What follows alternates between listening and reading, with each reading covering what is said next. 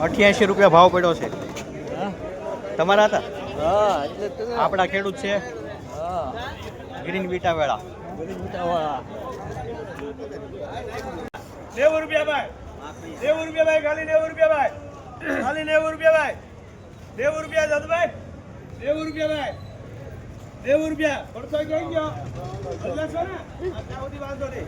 90 રૂપિયા, 90 રૂપિયા ભાઈ, ખાલી 90 રૂપિયા ભાઈ દાદુભાઈ, 90 રૂપિયા. હું હસી રહી તો દઈ દેવાના 80 રૂપિયાના કિલો. ભાવ પડ્યો છે. તમારા હતા? હા એટલે તો આપણા ખેડૂત છે. હા 75 રૂપિયા ઓળા. બોલો ભાઈ એક પડી 75 રૂપિયા કોને લખવા આ જો 75 રૂપિયા દૂધી આવેલ.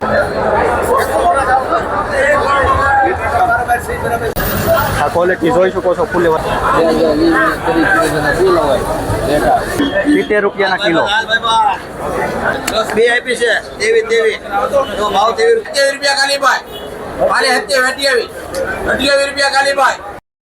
તો કેમ છો ખેડૂત મિત્રો? બધા મજામાં જશો. આગળ તમે વિડીયો જોઈ શાકભાજીનો વિડીયો જોઈ છે તમે સવારે રોજ આપણો 10:15 વાગે આવે છે જોવાનું ભૂલતા નહીં. જય કિસાન એન્ડ 99 ચેનલ ઉપર રેડી.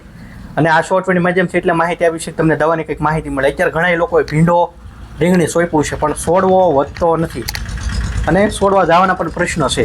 તો આપણે ઘણી વખત વિડીયોના માધ્યમથી લીંબોળીનો ખોળ વાપરો રેડી. અત્યારે કોઈ એમાં જાજી ડિટેલ વાંચે મારે જે મહત્વનો મુદ્દો છે ખોરાક એ વિશે સમજાવવાનું છે રેડી.